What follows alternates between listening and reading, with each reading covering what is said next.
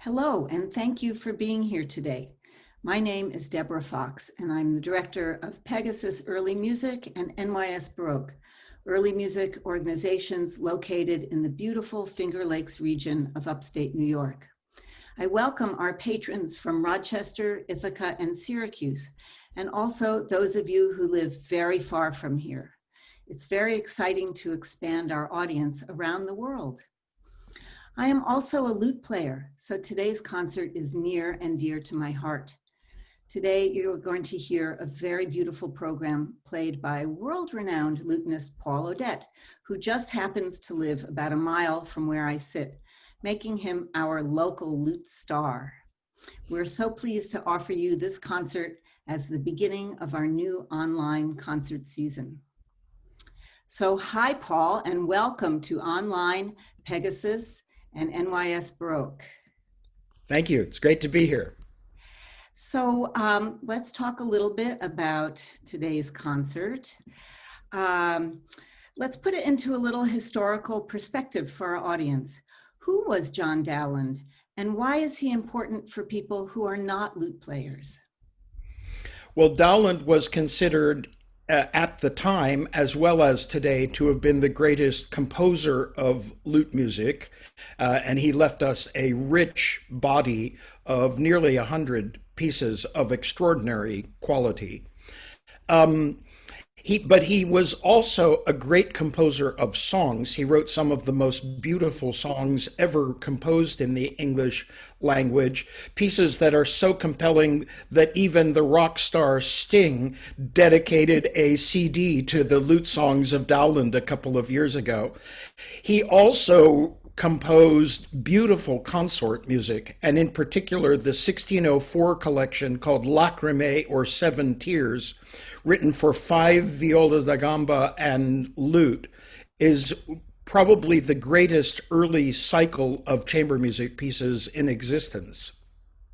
Yes, I think all the pieces I know of Dowland are gems. And I might just mention to our audience that Paul has recorded the complete solo lute works of Dowland, all those almost 100 pieces, in a 5 CD set.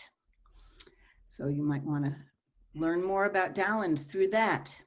So this program, Dowland's Grand Tour, is full of variety and beautiful music. Can you tell us about it? It seems from looking at it as though it's a musical memento of Dowland's tour to the continent. Where did he go, and what did he do, and what did he hear? Well, Dowland spent his apprenticeship as a young man between the years of 1580 and 1584 in Paris with Sir Henry Cobham, who was Queen Elizabeth's ambassador to France at the time, and he would have had lute lessons with some of the great local French lutenists of that time. So I begin the program today with a set of dances that were published by the French lutenist Jean-Baptiste Bessard in his Thesaurus Harmonicus, and these are pieces that would have been very popular and Dowland undoubtedly would have played when he was in Paris. Then Dowland went back to England, and the leading lutenist of the time was John Johnson. He was the top lutenist at the court of Queen Elizabeth, and Dowland certainly played and studied his music. In the second group on the concert, I play 4 pieces by John Johnson, the second of which, his most famous piece, A Pavan to Delight. I love that title. I think the idea that you write a piece of music to delight the listener is just a fantastic idea. But the version of this that I play is from a manuscript that Dowland had in his hands. It's in the Folger Shakespeare Library in Washington, D.C. And this particular copy, Dowland in his own hand wrote the name John Johnson at the end of the piece. So there's a very close connection there. When John Johnson died in 1594, Dowland wrote that he felt he was the most worthy candidate to gain this position at Queen Elizabeth's court. But it became quickly apparent that she was not going to grant him this appointment. He had apparently converted to Catholicism while he was in Paris by his own admission, and she was desperately trying to avoid any problems with Catholics at court at that time. And so Dowland decided to take this opportunity to tour the continent.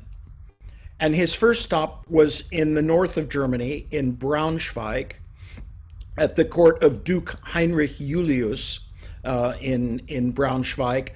And Heinrich Julius had a great court lutenist there by the name of Gregory Hewitt, who was originally from Antwerp, but he spent virtually his entire career in the service of the Braunschweig court. And after spending some time there, Dowland and Hewitt together traveled to Kassel, to the court of Moritz, the Landgrave of Hessen. Now, Moritz was a great patron of the arts, and a great music lover, and an accomplished musician and composer himself. He wrote a lot of beautiful consort music. And during this visit of Dowland and Gregory Hewitt, Heinrich Julius from Braunschweig wrote to his friend Moritz, the Landgrave of Hessen, to ask of Moritz's opinion about his court lutenist, Gregory Hewitt.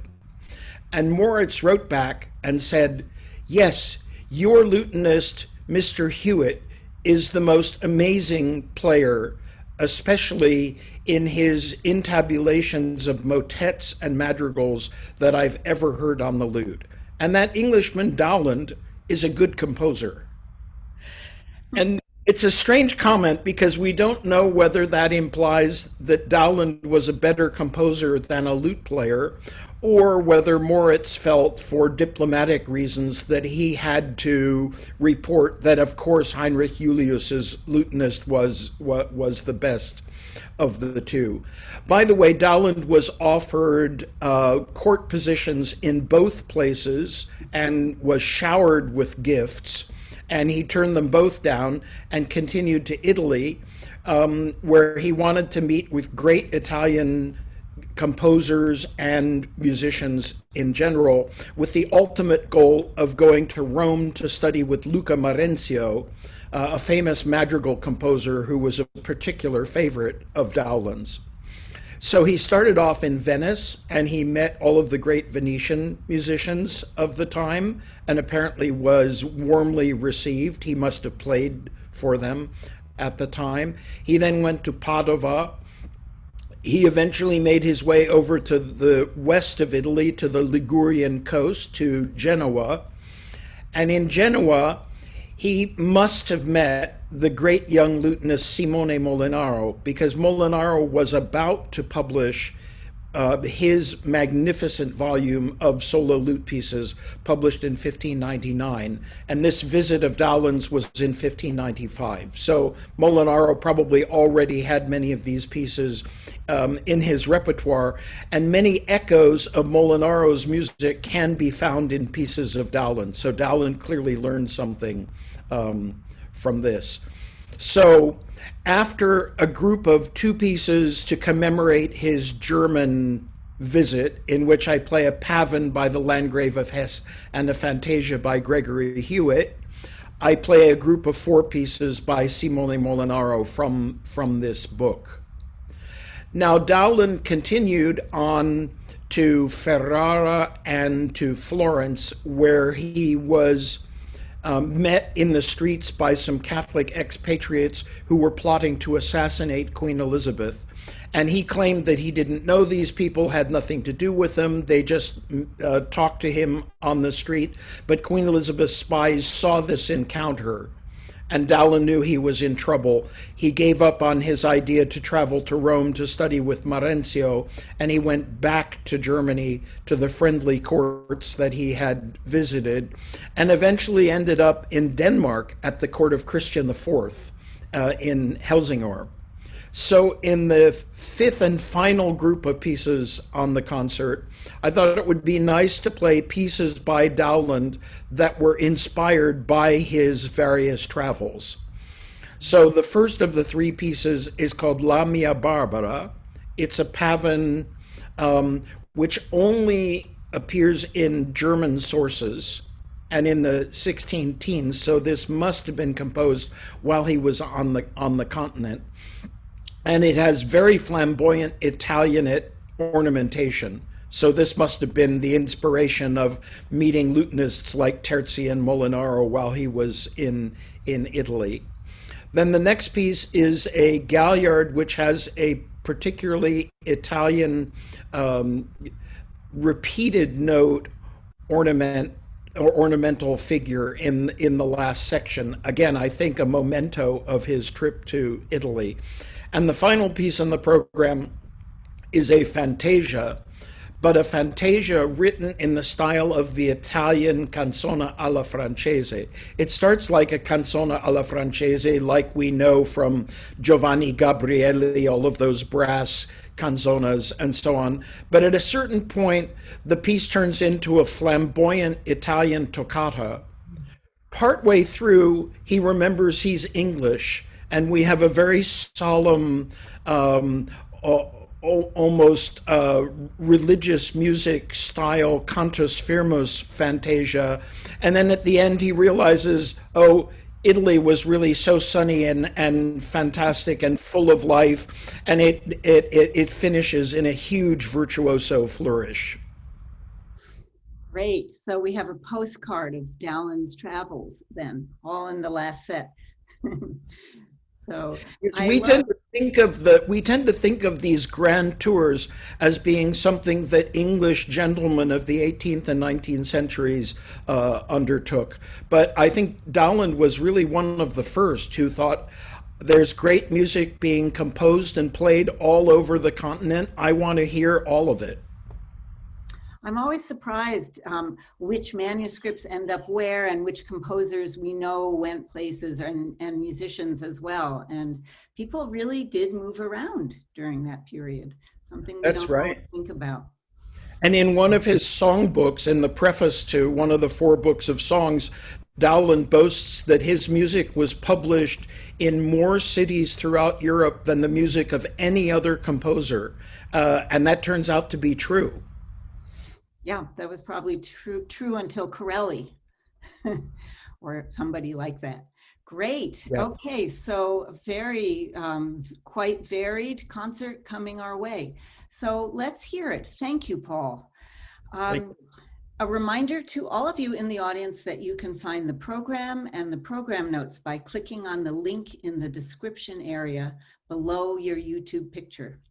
And you can also find links there to make a donation of any size in support of our free online programming this fall. And thank you so very much. There is chat available during the concert, and for those of you who would rather wait, we will stick around after the concert for a few more minutes. So enjoy Dowland's grand tour. Thank you very much.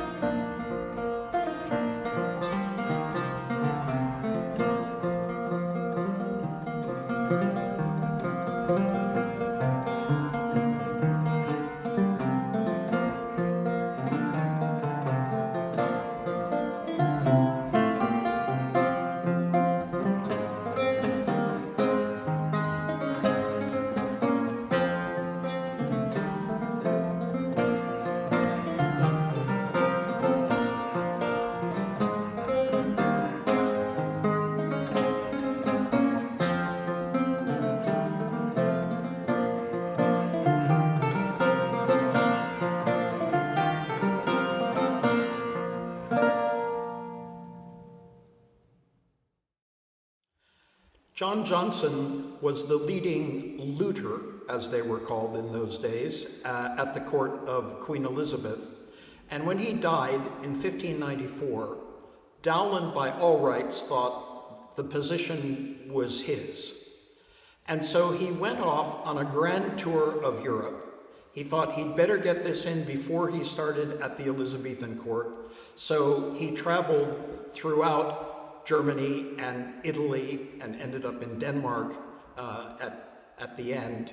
And yet he was a great admirer of John Johnson, who was the leading lutenist at the court of Queen Elizabeth before his death.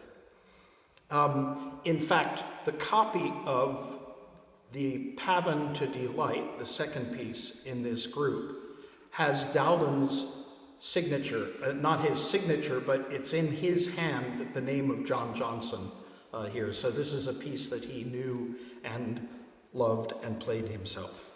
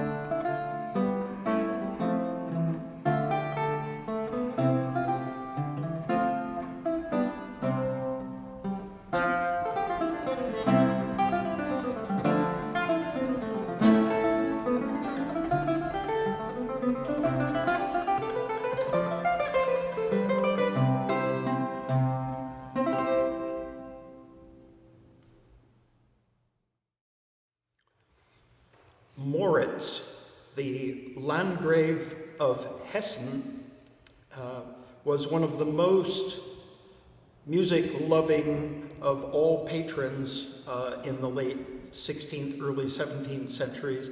He tried to lure Dowland to his court in Kassel, wined and dined him for quite a while, and Dowland had other plans.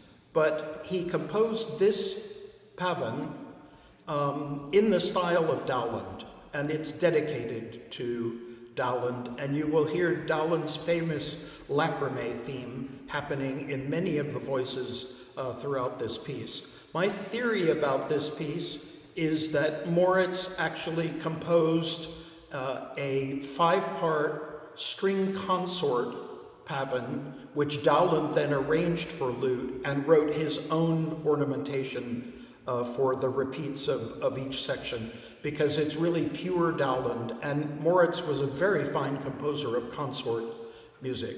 So I think this is Dowland's arrangement of a pavan dedicated to him by Moritz, the Landgrave of Hessen.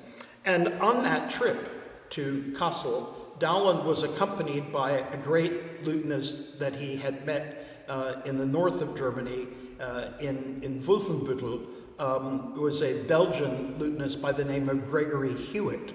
And Hewitt, one of his fantasias was so beautiful that Dowland felt compelled to publish it in 1610 in one of his own collections. And indeed, this fantasia is one of the most beautiful in the entire lute repertoire.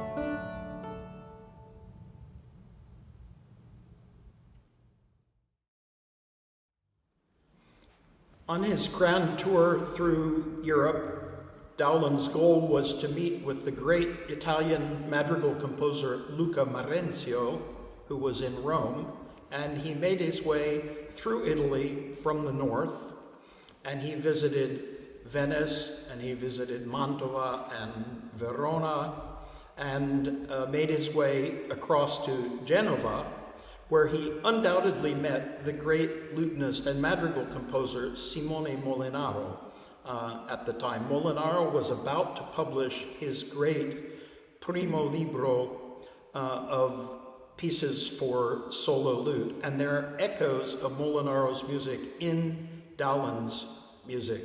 And there is also a copy of the pieces that I played from the beginning of the concert from Jean-Baptiste Bessard's Thesaurus Harmonicus in Genova, in the university library, which includes a handwritten copy of a piece of Dowland's in the back of the book. So there's also a connection here from Dowland's visit to Genova to meet Molinaro. In my opinion, this book, published by Molinaro in 1599, is really one of the greatest collections of Renaissance instrumental music. The counterpoint is absolutely superb, and yet it's written in a very idiomatic way for the lute. So I hope you enjoy these 4 pieces by the wonderful Genovese composer Simone Molinaro.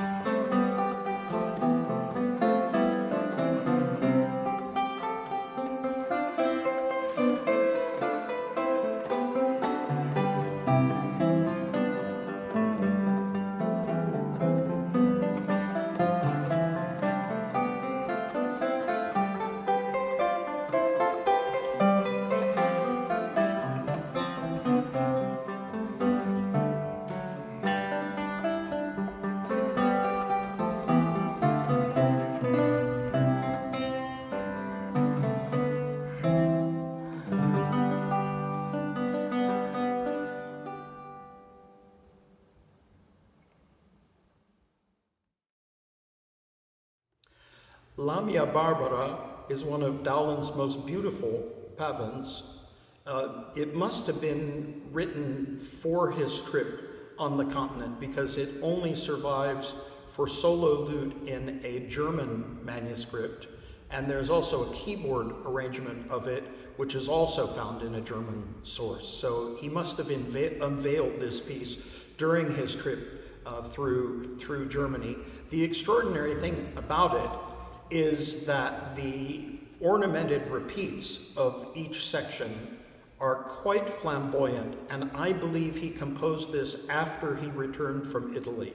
He heard what all those crazy Italians were doing and thought, I can do that too. And this is sort of a combination of Dowland's English consort style set on the lute, together with the wild ornamentation fireworks of somebody like Giovanni Antonio Terzi, another lutenist he probably met while he was in Italy on his trip. The next piece, the Galliard, is actually, he takes the Lacrimae theme and turns it upside down. And he also employs the sort of repeated note passages that we heard in the Molinaro in the previous group. And then finally, I think having heard a bunch of Italians playing fantasias, he wanted to try his hand at a real Italian fantasia. And the last piece is definitely in the style of the Italian canzona alla francese, with a little bit of toccata fireworks thrown in.